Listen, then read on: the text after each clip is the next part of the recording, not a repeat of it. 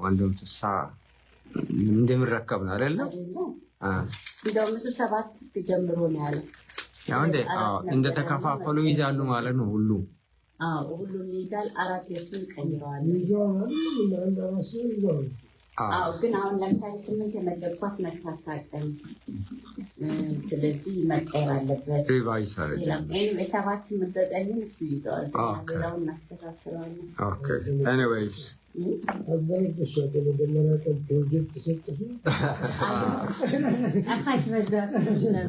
መልካም ሰው ሌትስ ስታርት ጸልየን መስመር ላይም ያላችሁ ካላችሁ እግዚአብሔር ባርካችሁ። እንግዲህ ዛሬ ካቆምንበት እንቀጥልና እንጨርሳለን። ቻፕተር 3 እንጸልይና እንጀምራለን።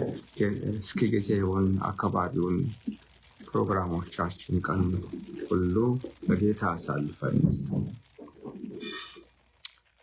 እግዚአብሔር የዘላለም አምላክ ያለህና የነበርክ ለዘላለም ጸንተ የምትኖር የማኖር አቅም ያለህ ፈጣሪ ጌታና ንጉሥ የተፈራ አንተ ነህ። ይህን ማለዳ ሰጥተን ነው በዚህ ማለዳ ቃልህን ለማጥናት ጌታዊ ለመማር ተከማችተናል። ይህንን ሰዓት እንድትባርክ በዚህ ሰዓት ህዝብ እንድትጎበኝ ቀኑን ሁሉ አንተ እንድትረከብ እንደገና ለህዝብ ያለን መልካም ዓላማ እንድትገልጥ ቃሌ እንዲገለጥ ለሚያገለግሉት ጸጋ እንዲበዛ የዓላማ ሰዎች ሆነን ለምን እንደምንኖር እንዲገባን እያንዳንዱ ቀን ስጦታ እንደሆነ በመረዳት ጌታ እግዚአብሔር ለአንተ ክብር የሚሆነውን ለሌሎች ጥቅም የሚሆነውን ለእኛ ለበረከት የሚሆነውን ማድረግ እንድንችል ጸጋ አብዛልን፣ እውቀት ጥበብ ይጨመርልን።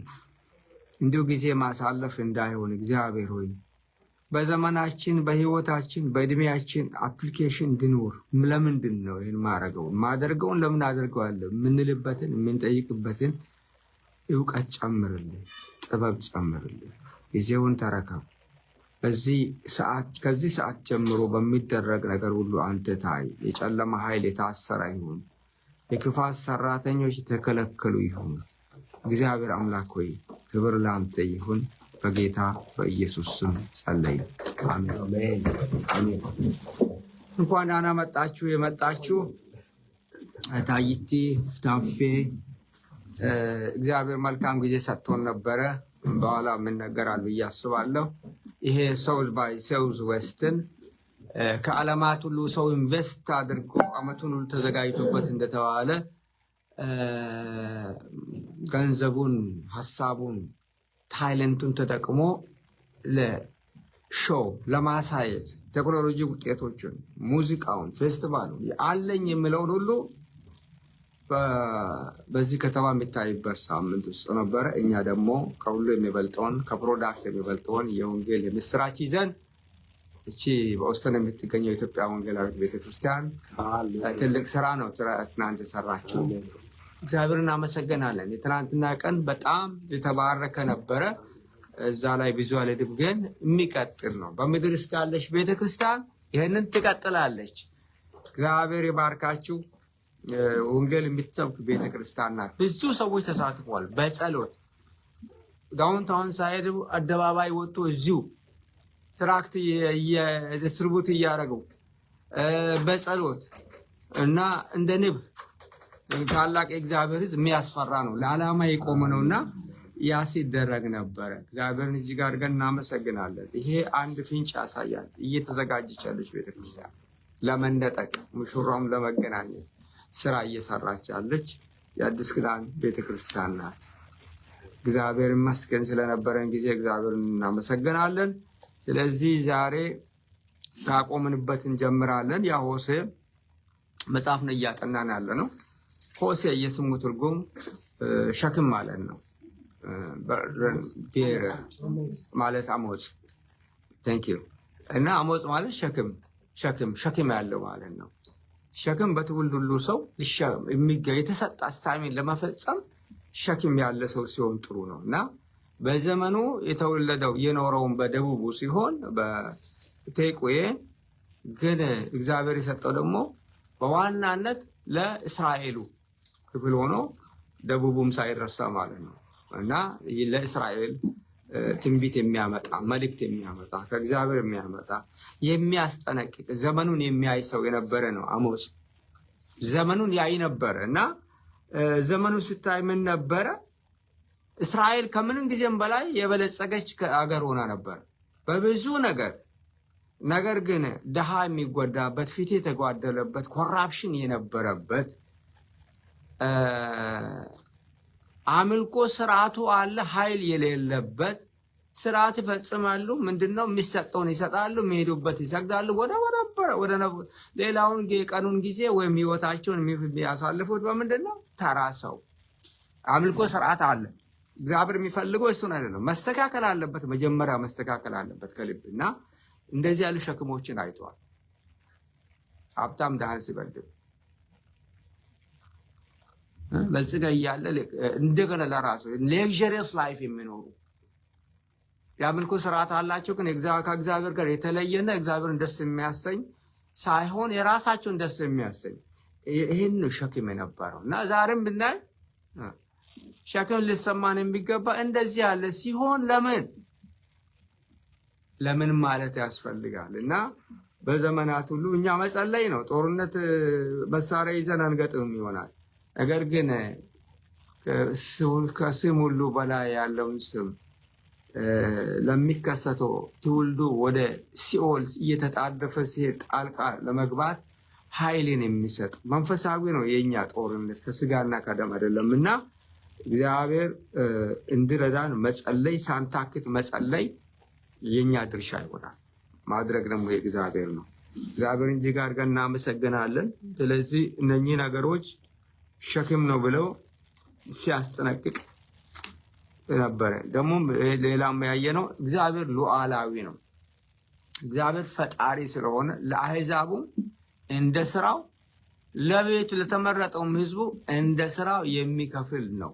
ሁለቱም ሳይቀጡ ግን አያልፉም። ሉዓላዊ ማን ነው? እግዚአብሔር ብቻ ነው። ስለዚህ ሰው ለሰራው ለዛ ኃላፊነት አለበት እና ሪስፖንሲቢሊቲ ስላለ እግዚአብሔር በዙሪያ ያሉትን ወደ 6 የሚሆኑ አገሮችን ስቀጣ አይተናል ቀደም ሲል ምዕራፍ 2 ላይ።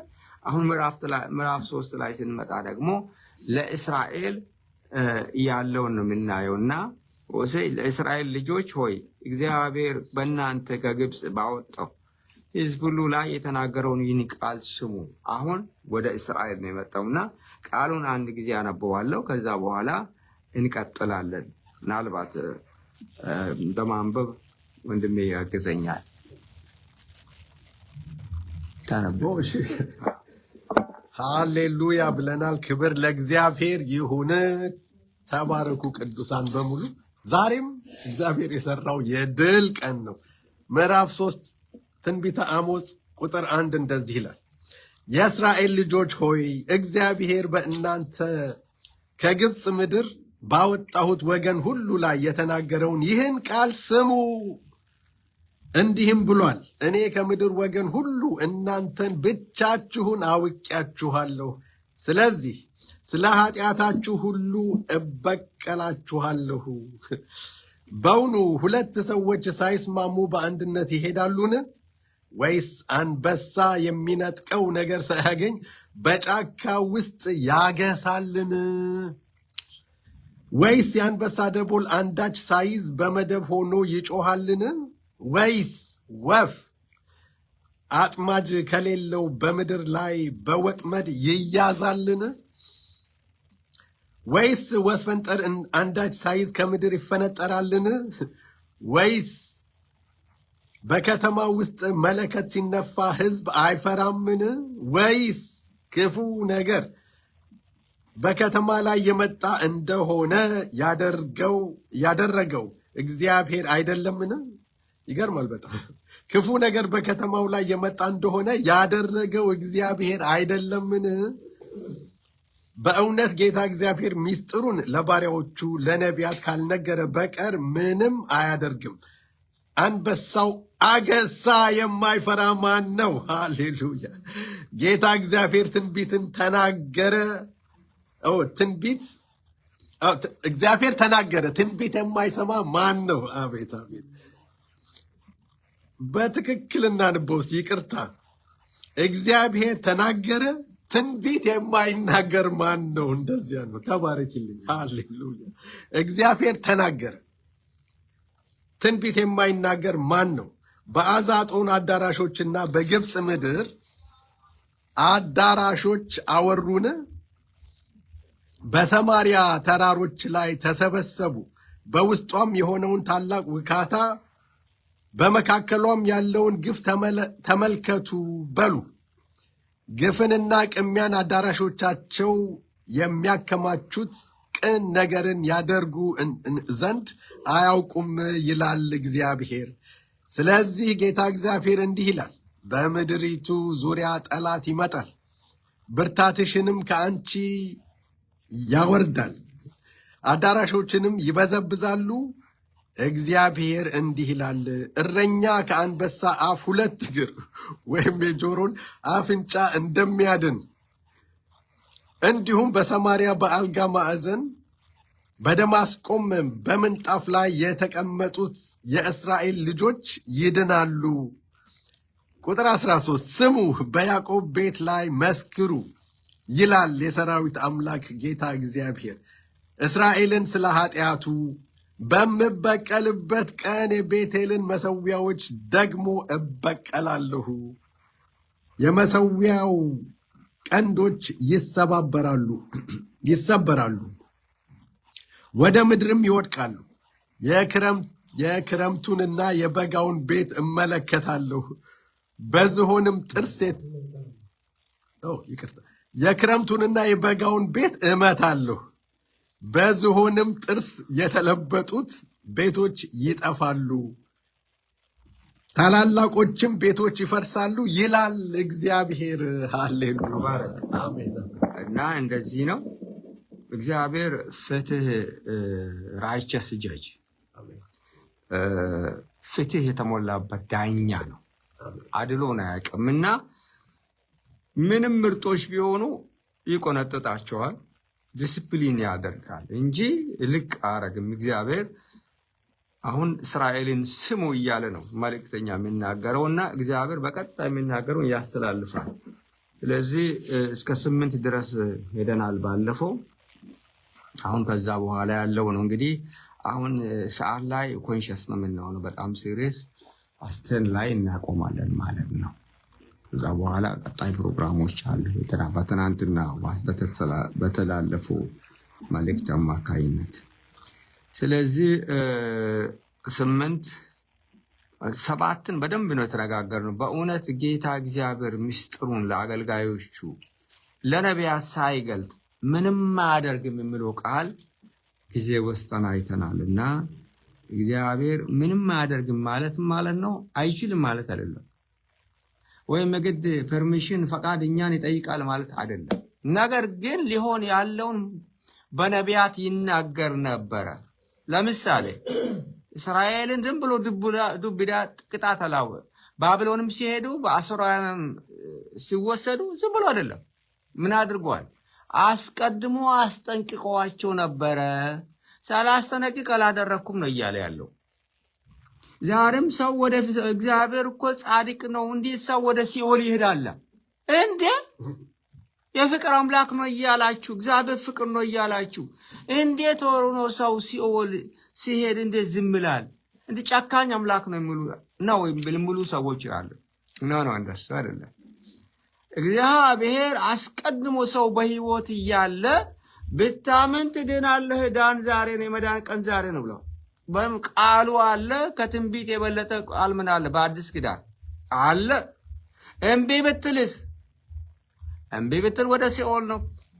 በልጁ በኢየሱስ የሚያምን የዘላለም ህይወት አለ። በጌታ በኢየሱስ በማያምን ግን የእግዚአብሔር ቁጣ በእርሱ ላይ ይኖራል፣ ህይወትንም አይ።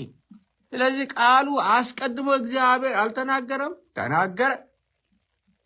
ስለዚህ ያ ማለቱ ነው እንጂ እግዚአብሔር እችን ላደርግ ነው ብሎ ስጋ ለባሹን እያማከረ ፈቃድ እየወሰደ ይሰራል ማለት ነው። ግን ነገር ግን ለትውልዱ ሁሉ ምን አለ? ባለፈው እንደ አዲስ ኪዳን መንፈስ ቅዱስ ማደሪያዎች አልነበሩ። በነቢያት ይናገራል እግዚአብሔር። ምን ያደርጋል? ያስጠነቅቃል፣ ተመለሱ ይላል። በየጊዜ በየዘመናቱ ያነበረ። በአዲስ ኪዳንም ያለን ቃሉን ሰጥቶናል። መንፈስ ቅዱስ ማደሪያ ሆነናል፣ ነግሮናል። ዱብዳ አይደለም። አሁን ሲኦል መግባትና መንግስት ሰማያት መግባት ይሄ የተሰወረ አይደለም። ያመነ እየተጠመቀ ይድናል። የሞተ ሰው አያምንም፣ አይጠመቅም። ማመኑ ነው ትልቁ ነገር። መጠመቅ ስርዓት ነው። ስለዚህ አልገለጠም እግዚአብሔር ለህዝቡ፣ ገልጧል እንጂ የተገለጠው ነው የምንከተለው። ስለዚህ ምናልባት የሚባል ነገር የለም። ቃሉ በጥቁርና በነጭ በቃ ግልጽ ሆነ፣ በማሻማ መልኩ ነው። ማመን የመዳን ቀን ዛሬ ነው ይላል የእግዚአብሔር ቃል። የመዳን ቀን ነገ አይደለም። ዛሬ ሞተ ሰው ነገ እድል የለውም። ስለዚህ የመዳን ቀን መቼ ነው? ዛሬ ነው። ስለዚህ ለባሪያዎቹ አልገለጠም። ለህዝቡ እግዚአብሔር ምስጢር አድርጎታል? አላደረገም። እምቢ ማለት ማን ነው? ምርጫ ይሰጣል እግዚአብሔር፣ አስገድዶ አያውቅም እንደ ሌላ ሃይማኖቶች። ስለዚህ ምርጫ ተሰጥቶን ዛሬ ስጋ ለባሽ መልእክት ተቀብሎ እየሰማ መወሰን ያለበት ዛሬ ነው። የመዳን ቀን ዛሬ ነው ይላል። ቱዴይ ኢዝ ዘ ዴይ ኦፍ ሳልቬሽን።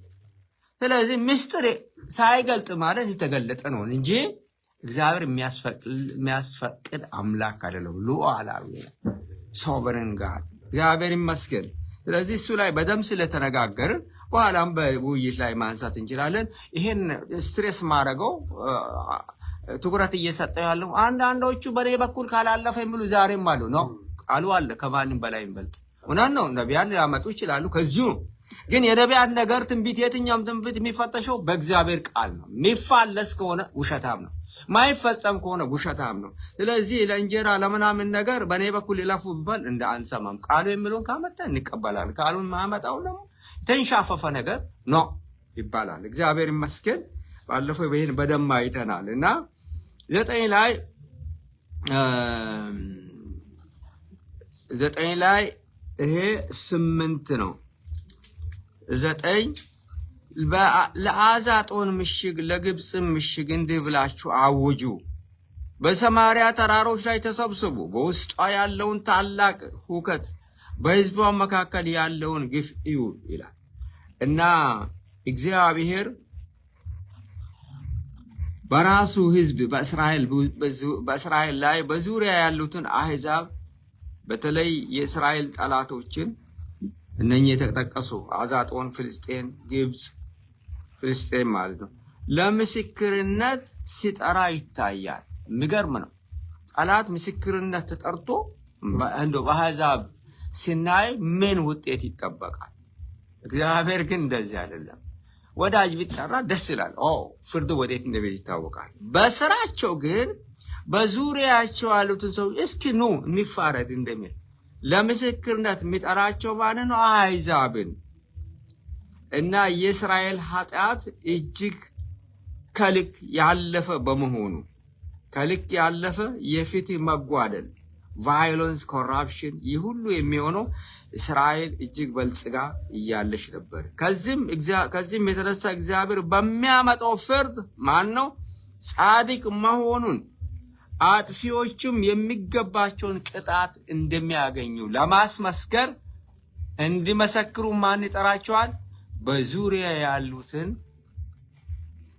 የእስራኤል ጠላቶች ይጠራል። በዚህ 9 ይላል እና እግዚአብሔር ሁል ጊዜ ጻድቅ ሆኖ ይቀራል።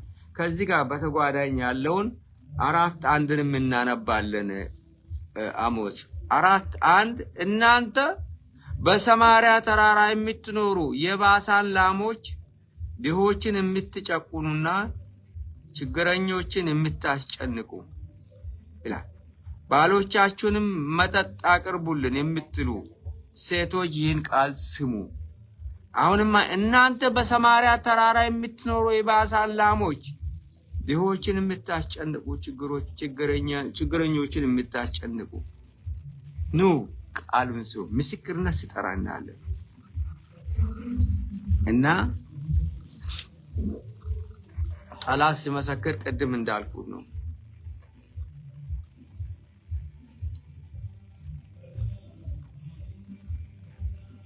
ወደ 3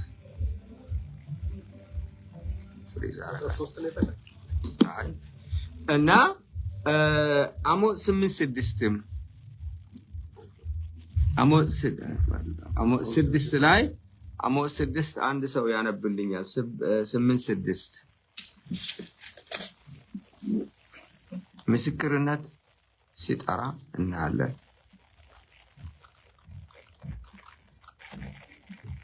8:6 አዎ የፈጠነ ሰው እድል ይስጥ። አዎ በጣም ብዙ ነው የምታደርገው። አዎ ድሃውን በብር ረዳውን በጥጥ ጫማ ይገዛሉ፣ የወይን እንኳን በስንዴ ዋጋ ይገዛሉ። አዎ ድሃውን ምን እንደሚያደርጉ ተመልከቱ። አሁን አሕዛብን ለምስክርነት እግዚአብሔር እሱን ጻድቅነት ሲናገር ስራቸውን ተመልከቱ ነው እያለ ምስክርነት ሲጠራ እናያለን። እና ይሄ ነው ቁጥር 9-10 ላይ ስንመጣ ደግሞ ቁጥር 10 ቨርስ ባይ ቨርስ በመሆኑ ነው። ቅሚያና ዝርፊያ በምሽጋቸው ውስጥ የሚያከማቹ በጎ ነገር ማድረግ አያውቁም ይላል እግዚአብሔር። አሁን አሞጽ ሲናገር ስራቸውን በአንድ ሲዘረዝር ቅሚያና ዝርፊያ በጣም በበለጸገች ጊዜ ከድሃ እጅ አንጠፍጥፎ የሚወስዱ ናቸው። ይሄ ባህል በትውልድ ሁሉ የሚቀጥል ነው፣ ይቀጥሎ ያለ ግፍ ነው እና ለጥቂት ጊዜ ሰው በምድር ለሚኖር ሼር ማድረግ አይፈልግም። እግዚአብሔርን ማይፈራ ሰው የሚፈልገው ይሄ ይሆናል። ቅሚያና መቀማት፣ ዝርፊያን በምሽጋቸው ውስጥ የሚያከማቹ በጎ ነገርን ማድረግ አያውቁም ይላል እግዚአብሔር። አሁን ምስክርነት ለጠራቸው ይህንን ነው ቻርጅ ፍርድ ቤት ሄዶ ሰው እንደሚያቀርብ እግዚአብሔር ፈጣሪ እንደዚህ ነው ቤቴ የመረጥኩት ምርጤ እንደዚህ ነው እያደረጉ ያሉት መሪዎች ከላይ የተቀመጡ ህዝቡን እንደዚህ ይበድላሉ እያለ ይናገራል። እና ትክክለኛ ነገር ለማድረግ አይኖቻቸው የጨፈኑ ትክክለኛ ለማድረግ አይኖቻቸውን የጨፈኑ ለራሳቸው ሀብት የሚያከማቹ ሀብታሞች ድሆችን፣ ኃይለኛ ደካሞችን መበደል ህጋዊ ያደረጉ የሚገርም ነው። በቃ ህጋዊ ነው። አቅም አላቸው፣ ስልጣን አላቸው፣ ግሩፕ አላቸው። ይህን የሚያደርጉት በአጋጣሚ አይደለም፣ አስቦበት በህግ አስቀምጦ አንቀጽ አስቀምጦ የሚያደርጉ ነበሩ። አንድ ሰው ያዕቆብ መልእክት ምዕራፍ 5 ቁጥር 3 እና 4 ቢያነብልኝ ያዕቆብ መልእክት እና ህጋዊ አድርጎ ነው። ዛሬም ህጋዊ አድርጎ ምንም መፈናፈኛ አቅም የሌለውን ደሃና አቅም የሌለውን የበታች ሰራተኛ የሆነውን እንዲህ የሚያደርጉ ይኖራሉ። እና እግዚአብሔር ግን በዘመናት ሁሉ በደለኛ ሰው እንዲበደል አይፈልግም። እሺ ካገኘ ታነባለህ። ወርቃችሁም ብራችሁም ዝጓል፣ ዝገቱም ምስክር ይሆንባችኋል፣ ስጋችሁንም እንደ እሳት ይበላል። በኋለኛው ቀን መዝገብን አከማችታችኋል። እነሆ እርሻችሁን ያጨዱት የሰራተኞች ደሞዝ በእናንተ ተቀምጦ ይጮሃል፣ የአጫጆችም ድምፅ ወደ ጌታ ጸባኦት ጆሮ ገብቷል። እግዚአብሔር ግፍን አይወድም። ደግሞ ሰው ለሰራ ለየትኛውም ነገር ምን አለው? ይከፍላል። መልካም የሰራውም ያገኛል። አቅም አለኝ በህግ ተደንግጎ እንደሚያስፈልግ አድርጎ ቢቀመጥ ቢበዛብስ የጊዜ ጉዳይ ነው። እግዚአብሔር ግን እንደ ስራ ይከፍለዋል። ስለዚህ ትክክለኛውን ነገር ለማድረግ አይኖቻቸውን የጨፈኑ ለራሳቸው ሀብት የሚያከማቹ ሀብታሞች ድሆችን፣ ኃይለኛ ደካሞችን መበደል ምን አደረጉ? ህጋዊ ያደረጉ እንደሆነ ነው የምናየው በዛን ጊዜ። እና በኋላ ላይ ለውይይት እለቃለሁ ብያለሁ። ቶሎ ቶሎ ብዬ ያዝኩትን ኖት ብቻ አነባለሁ። 11 ላይ ስንመጣ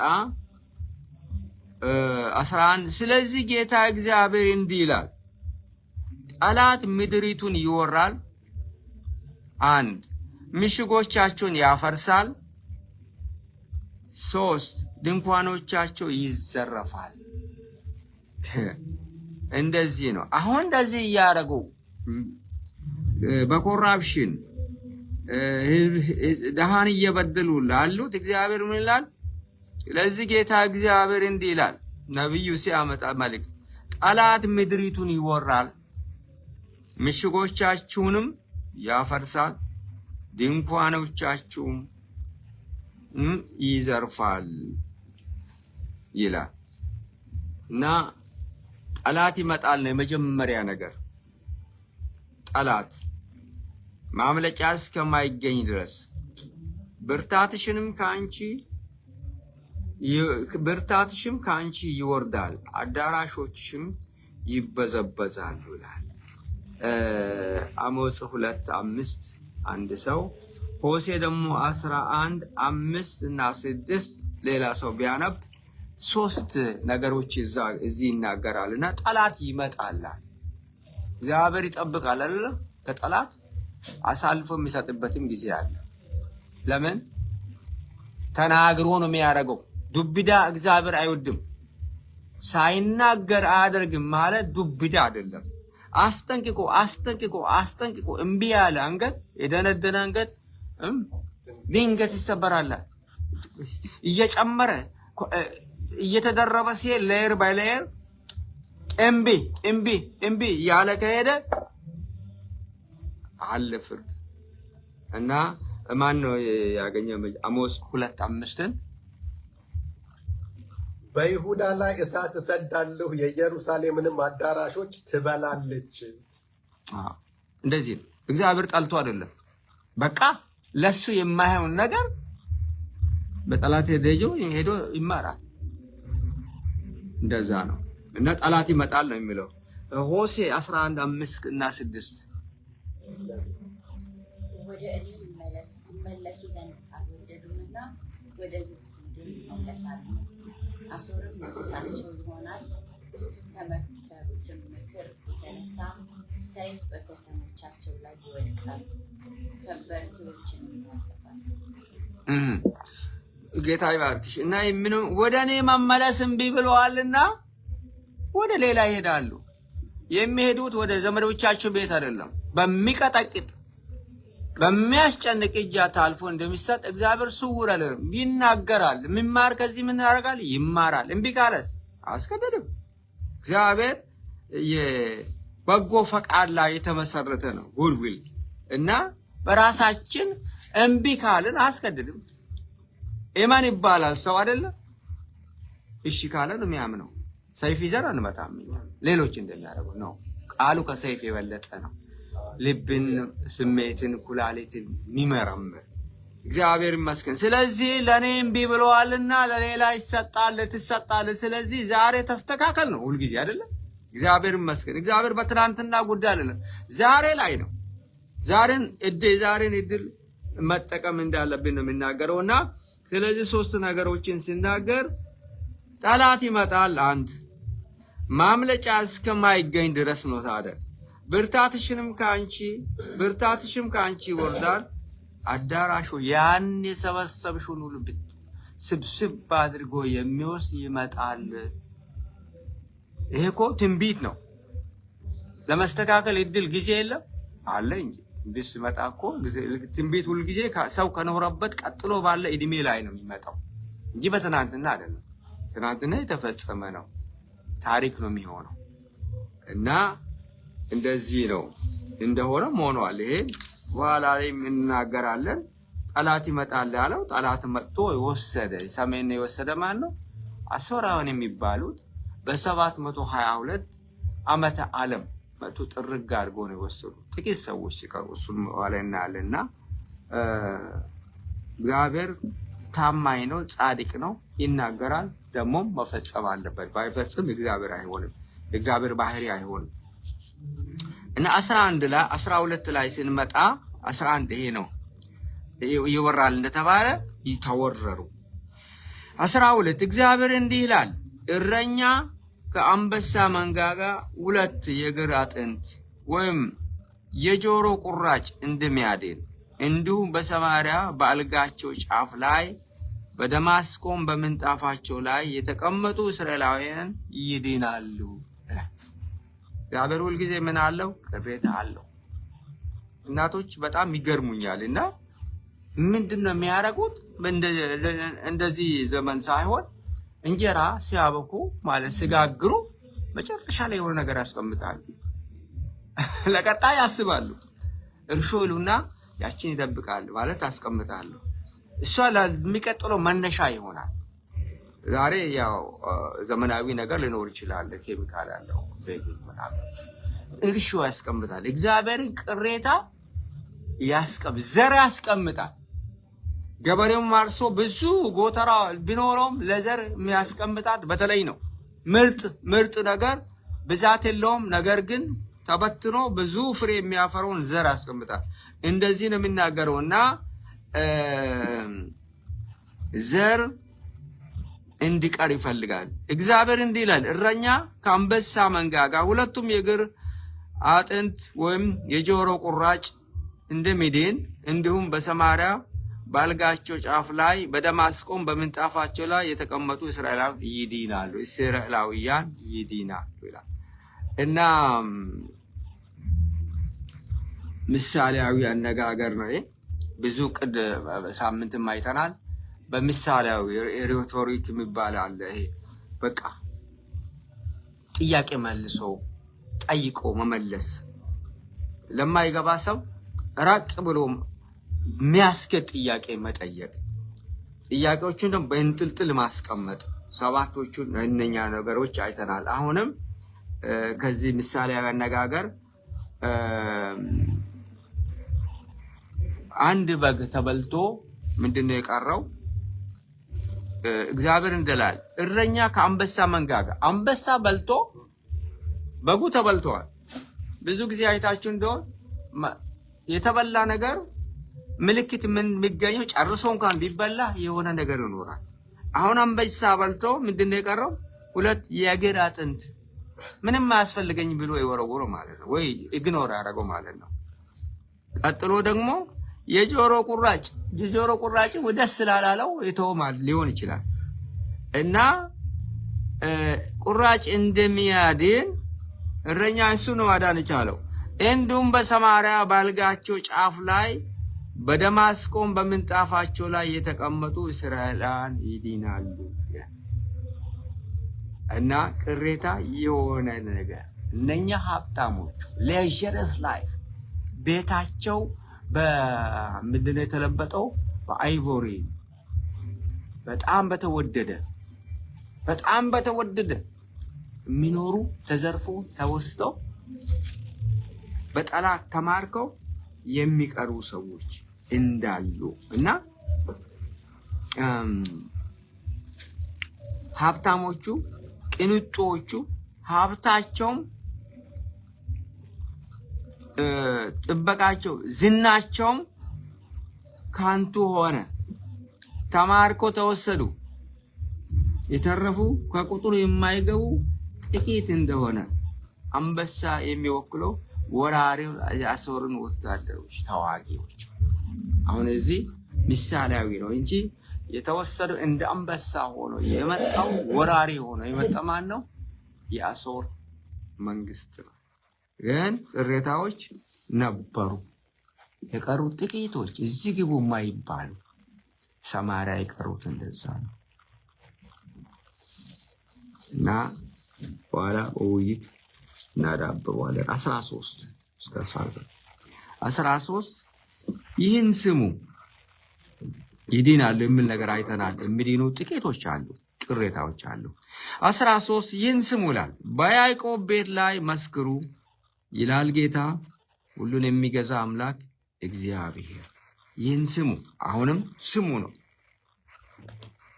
ስሙ፣ በያዕቆብ ቤት ላይ መስክሩ፣ እኔ ጻድቅ እንደሆንኩ መስክሩ፣ በስራ የሚሆኑ ሁሉ በስራቸው እንደሆነ መስክሩ ይላል ጌታ ሁሉን የሚገዛ አምላክ እግዚአብሔር። በያዕቆብ ቤት መስክሩ። አሁንም ጥሪ ያደርጋል። ምንድነው? ጥሪ የሚቀጥል ነው፣ እንደ ፍርድ ቤት ማለት ነው። አሁንም ማንን ይጠራል? በአካባቢ ያሉትን ሁሉ በኃጢአታቸው ስለሚደርስባቸው ፍርድ እግዚአብሔር ጻድቅ ፈራጅ እንደሆነ እንዲያዩ ጥሪ ያደርግላቸዋል እና ትክክለኛ ፍርድ እንደሆነ በስውር በዝግ ይባላል። አንዳንድ ጊዜ በዝግ የሚፈረድ ሊኖር ይችላል። በዝግ ሰዎች እንዳይሰሙ፣ ሚዲያዎች እንዳይገቡ አይደለም ነው። እስኪ ስሙ። እና የእግዚአብሔር ምርጥ መሆን ከእግዚአብሔር ቅጣት የሚያስመልጥ እንዳልሆነ እግዚአብሔር ምርጥ መሆን ከእግዚአብሔር ቅጣት ስንል የነፍስ መጥፋት አይደለም። አሁን ግን መገዛት መወሰድ። እግዚአብሔር ነፍስን ጥፋት አይፈልግም። ነገር ግን በተሰጠው ነገር ላይ እምቢ ካለ ደግሞ እግዚአብሔር ጻድቅ ነው፣ ቃሉን አይለውጥም፣ ያጸድቃል። እና አንድ ሰው ሁለተኛ ነገሥት 17:15 ቢያነብልኝ ፌር ፍርድ ነው። ትክክለኛ ኑ እስኪ ተመልከቱ። ጥሪ ሲያደርግ ኑ። አንዳንድ ፍርድ ቤት አይታችሁ እንደሆን ህዝቡ ጥም ብሏል። እንዴት ነው የሚፈረደው? ምን ያክል ትክክል ነው እያለ ቼክ ያደርጋል። ባለሙያም አለ፣ ዳኛም ማን ነው፣ የህግ ሰዎችም ይኖራሉ፣ ሌሎችም ይኖራሉ። ልክ እንደዚህ ነው። ኑ ተመልከቱ እስኪ ማን ነበር ጥፋተኛ የሚለውን እግዚአብሔር ሰው እንዲያ ይፈልጋል።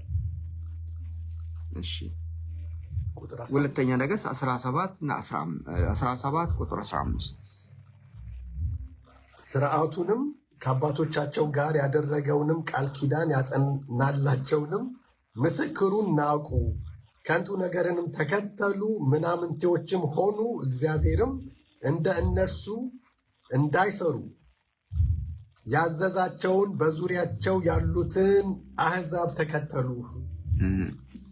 ስለዚህ ነው ሊከተሉ የተጠሩት አንድ አምላክ ነው የመረጣቸው።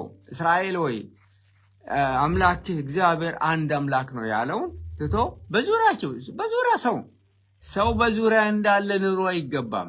የተመረጠ ሕዝብ ለመረጠ አምላክ ታማኝ እንዲሆን እንጂ እንደ ጎረቤት እንደ አካባቢ መኖር እንደ አሕዛብ መኖር ያለ ጌታ እንዲኖሩ አይፈቀድም፣ አይሆንም። እነሱ ሕግ የተሰጣቸው ናቸው። ሕጉ የሚናገረው 1 2 ብሎ አለ። እግዚአብሔር ጻድቅ አምላክ ነው። እግዚአብሔር የመረጠው እሱ ለሱ እንዲሆንለት ነው፣ ለኔ እንድትሆኑ ነው። እናንተ የኔ ናችሁ ነው። እንደ ሌሎች መኖር ዛሬም ቢሆን ዋጋ ያስከፍላል። አይሆንም። እንደ ጎረቤት አንኖርም። እንደ ቅዱስ ቃሉ እንኖራለን። እንደ እግዚአብሔር ቤተሰብ እንኖራለን። ካልሆነ ግን ችግር ነው። ስለዚህ ምንድነው ብለው በያዕቆብ ቤት መስክሩ። አሁንም ጥሪ የሚያደርገው ምንድነው? እንደ ፍርድ ቤት አሁንም ማንን ይጠራል?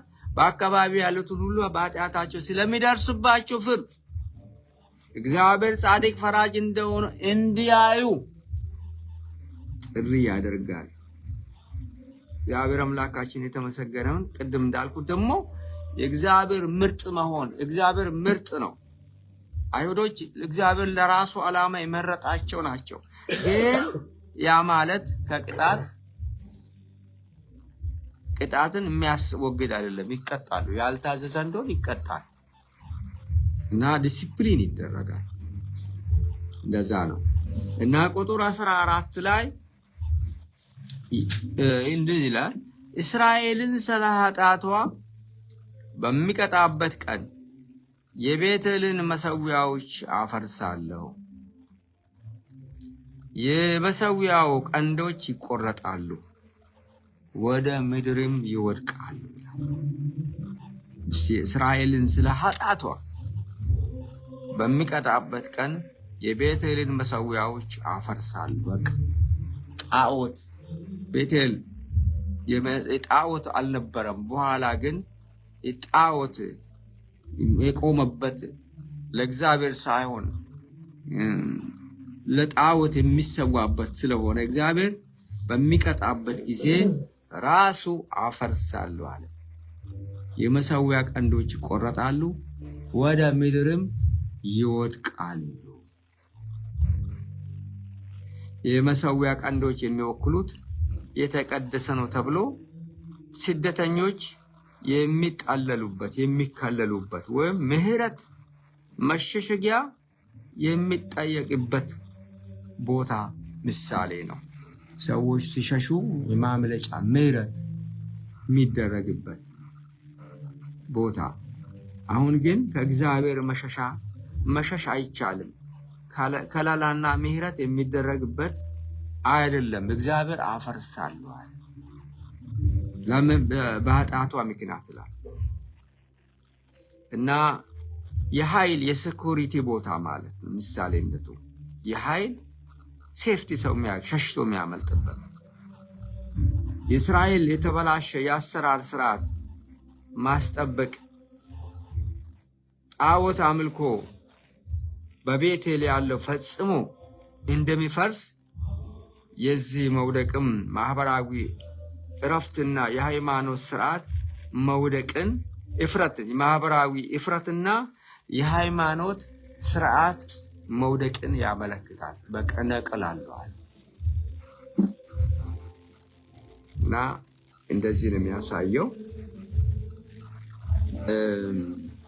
በዘጸአት ምዕራፍ 27 ቁጥር 2 አንድ ሰው ቢያነብ ሌላ ሰው ደግሞ አንደኛ ነገሥት ምዕራፍ 12 ቁጥር 26 እና 30 አፈርሳለሁ አለ እግዚአብሔር።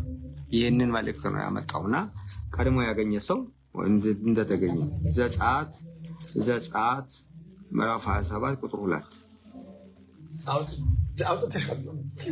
ኦኬ። በአራቱ ማዕዘን ቀንዶችን ታደርጋለህ። ቀንዶችን ከእርሱ ጋር በአንድ የተሰሩ ይሁኑ፣ በናስም ለክተው። ቀንዶቹ በአራት ማዕዘን የተሰሩ ይሁኑ። የቀንዶችን ምሳሌን ትንሽ ጨምረሽ አንብቢስ። አመድ የሚሆንባቸውንም እንጨቶች፣ መጫሪያዎችንም፣ ድስቶችንም፣ ሌንጦችንም፣ ማንደጃዎችንም አድርግ። ዕቃውንም ሁሉ ከናስ አድርግ። እንደ መረብም ሆኖ የተሰራ የናስ መከታ አድርግልን። ለመከታውም 4 የናስ ቀለበት በአራት ማዕዘን አድርግልን። ያው ይበቃል። ለማንኛውም ቀንዶቹ ቅድም እንዳልኩት ነው የሰው ሸሽቶ ሴኩሪቲ የሚያገኝበት የእግዚአብሔር ከለላ ያለበት ማለት ነው። አሁን ከለላ አነሳለሁ ማለቱ ነው። እንደዚህ ያለ ትርጉም ነው ያለውና አንደኛ ነገሥት ምዕራፍ 12 26 እስከ 30 አንደኛ ነገሥት 12 26 እስከ 30 ይላል።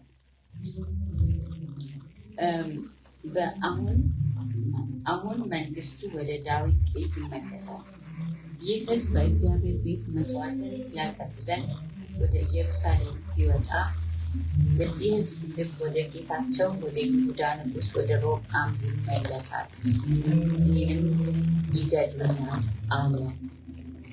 ንጉሥም ተማከረ፣ 2 የወርቅ ጥጆች አድርጎ እስራኤል ሆይ ወደ ኢየሩሳሌም ትወጡ ዘንድ ይበዛባችሁ፣ ከግብፅ ምድር ያወጡን አማልክቶችን እይ አላቸው። አንዱን በቤቴል 2ኛውንም በዳን አኑረው። ለአንዱ ጥጃ ይሰግድ ዘንድ ሕዝቡ እስከ ዳን ድረስ ይሄድ ነበርና ይህ ኃጢአት ሆነ።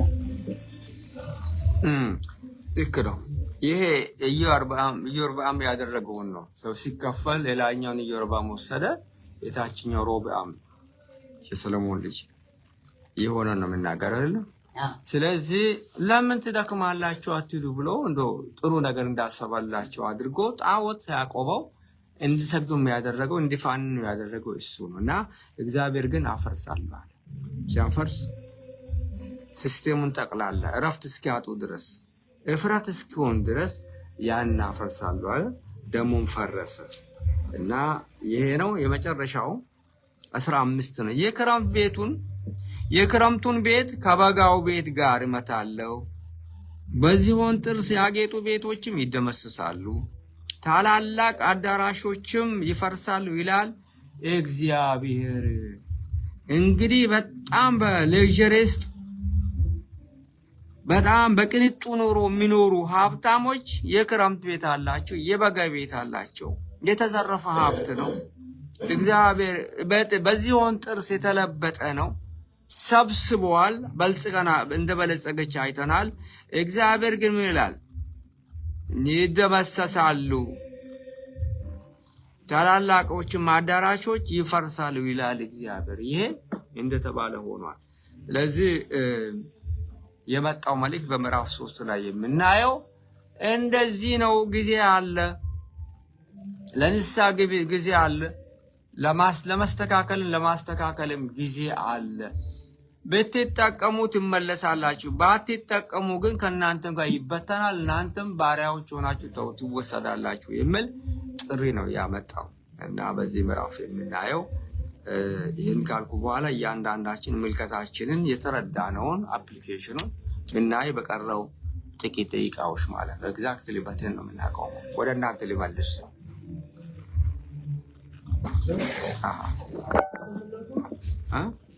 ኖ ለውይይት መክፈቴ ነው። ቴን ነው የምናቆመው። 5 ደቂቃ ነው ያለን። አንሶት አለ ወንድሜ የምትችለው ነው።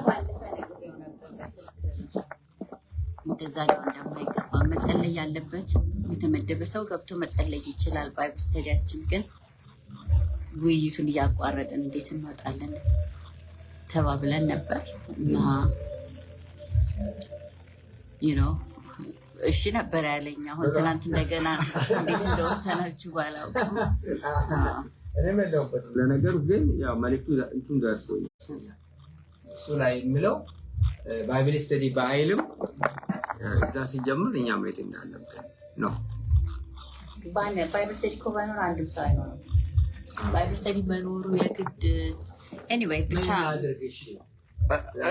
ሀሳብ አለኝ። ምናልባት ውይይታችንን እንጨርስ። በጣም ደስ ይላል። አወገሽ ውይይታችንን ልንጨርስ ነው ዛሬ። ቢያንስ በዚህ ብንቋጨው ጥሩ ነው መሰለኝ። ከመታዘዝ አንጻር የመጣውን ስርዓት ከመጠበቅ አንጻር እንደዚህ አሁን ለምሳሌ አንድ ምሳሌ ለመስጠት ቅድም እኔ ሳነብ ለምሳሌ ታረምኩኝ ማለት ነው። ይሄ ልክ አይደለም፣ እንደዚህ ነው፣ ተመለስ ተባልኩኝ ማለት ነው። መመለስን የመሰለ ነገር የለም። ወደ ጥሩ ሀሳብ ነው ፕሮግራምን እንድናቀርብ እንድናዘጋጅ መመለስ ጥሩ ነው። አንዴ ተመልሻለሁና በቃኝ ብሎ ነገር የለም።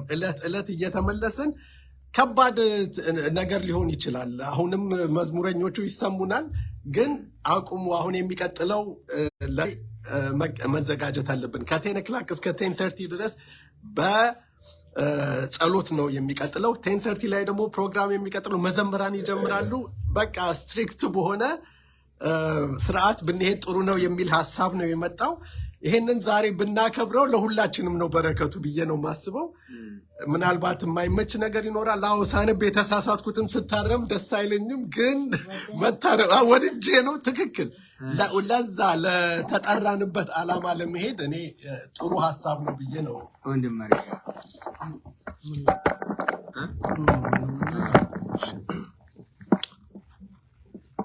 እግዚአብሔር ይባረክ። ከዚህ ነገር ተምሬያለሁ። እንግዲህ በጣም ነው የተማርኩት። በእርግጥ በዛ ዘመን ላሉ ሰዎች ነው የተናገረ ታሪኩ፣ ግን ይሄ ለእኛ ህይወት ለእኛ ዘመንም የሚናገር ይመስለኛል። ምክንያቱም አሁን በ8 ላይ ምን ይላል? አንበሳ ገሳ የማይፈራ ማን ነው ይላል ጌታ እግዚአብሔር ይላል። አንበሳ ማን ነው? እግዚአብሔር እንደ አንበሳ ሆኖ ሲናገር ማለት ነው። እግዚአብሔር ሲናገር የማይፈራ ማን ነው? ከኛ ጭምር ማለት ነው። ከኛ ልብ ማለት ነው ጭምር ማንፈራ ከሆነ ማን ነው የማይፈራ ይላል እግዚአብሔር። በእውነት ኃጢአት ግን በጣም ዲሰፕቲቭ ነው። በጣም ልብ ያደነጅናል እና አንዳንድ ጊዜ ውስጡ ራሱ ልክ ሳይሆን ልክ እንደሆነ ያስመስላል። ይሄ የኃጢአት ዲሰፕቲቭነት እንደዛ ነው እና እኛም ራሱ እንደደነደነ እንመስለኛል። እና አንበሳ ሲናገር የማይፈራ ማን ነው ይላል ጳውሎስ። ምን ይላል? እግዚአብሔርን ቃል ካልተናገርኩ በቃ ይበላኛል አልችልም አለ።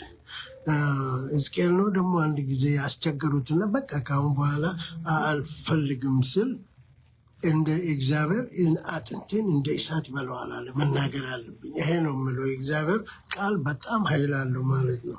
እና አትፈሩም ወይ ይላል እግዚአብሔር፣ ለእነሱም ለእኛም ማለት ነው። ይሄ የእግዚአብሔር ቃል ነው ለሁላችንም። እና አትፈሩም ወይ? አንበሳ ስናገር አትፈሩም ማለት ነው ይላል።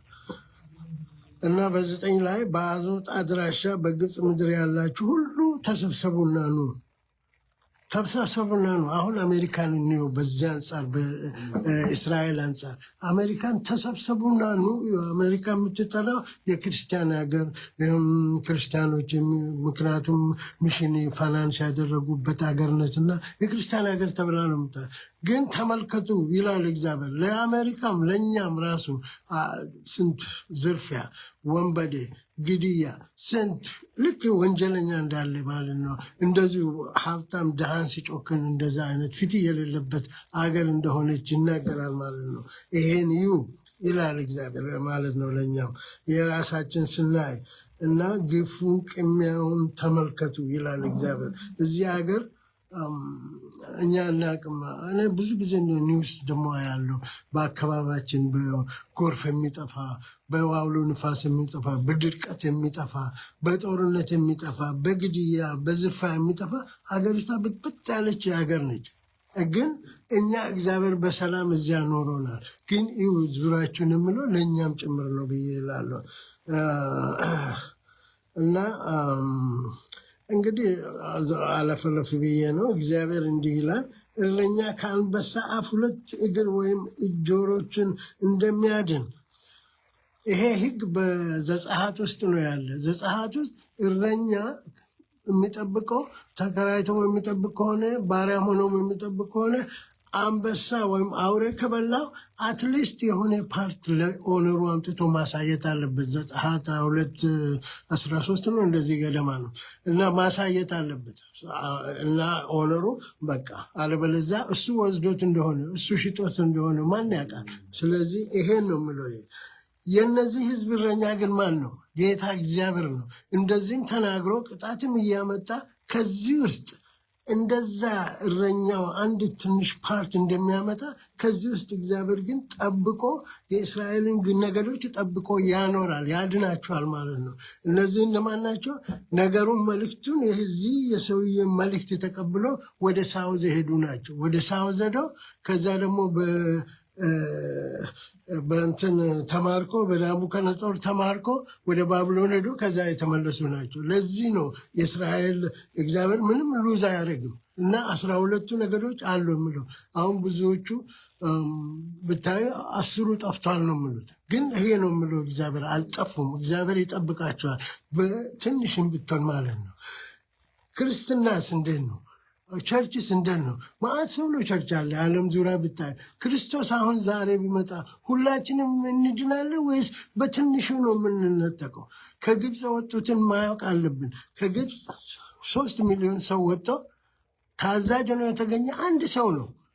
እግዚአብሔር በዘጸአት ነው 19 ላይ እግዚአብሔር ልናገራቸው ስመጣ አንፈልግም እግዚአብሔር ቃል ብሎ ሙሴ አንተ ስማና ንገረን አሉ።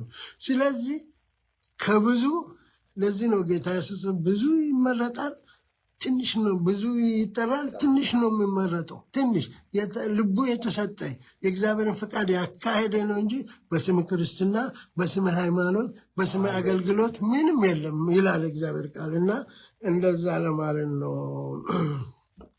እስራኤል ደግሞ ስለ ኃጢአቱ ይቀጣል።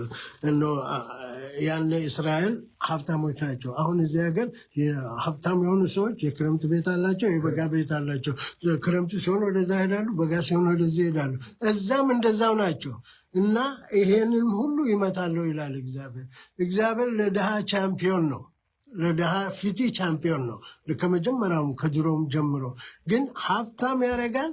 ሀብታሞቹ ድሆችን ካላሰቡ፣ ፊቲ ካላስተናገዱ፣ በቸርች ውስጥ ፊቲ ካልተስተናገደ ችግር ነው። በባይብል ውስጥ ፊቲ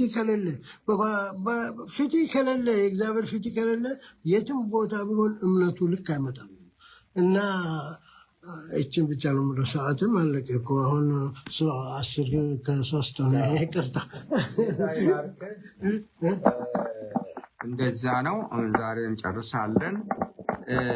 እግዚአብሔር ከተናገረ ትንቢት የማይናገር ማን ነው? ስለ ራሱ ነው።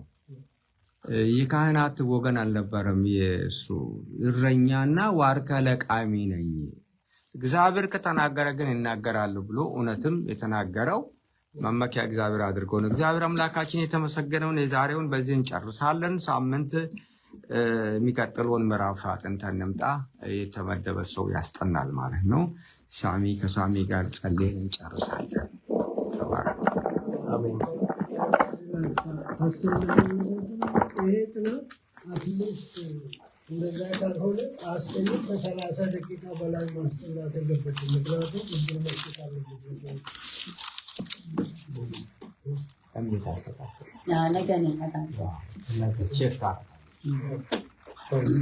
ክብር ለእግዚአብሔር ይሁን።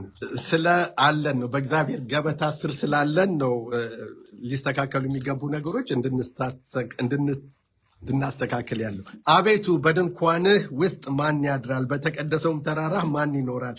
በቅንነት የሚሄድ ጽድቅንም የሚያደርግ በልቡም እውነትን የሚናገር። በዚህ ሁኔታ በእግዚአብሔር ፊት ሆነን በእግዚአብሔር ቅዱሳን ፊት ሆነን እንነጋገር ዘንድ የእግዚአብሔርን ቃል እንፈታ ዘንድ እንከፍት ዘንድ እግዚአብሔርም አእምሮቻችንን ይከፍትልን ዘንድ ራሳችንን ለእግዚአብሔር አሳልፈን ስለሰጠን ክብር ሁሉ ለእግዚአብሔር ይሁን። ይህንን ደግሞ ኃይል ብርታት የሰጠን እርሱ ነውና ክብር ለእርሱ ይሁን። በሚቀጥለውን ፕሮግራም እግዚአብሔር የሚያደርግልንን ያዘጋጅልንን በሙሉ እንበላለን፣ እንጠጣለን። ክብር ለእግዚአብሔር ይሁን።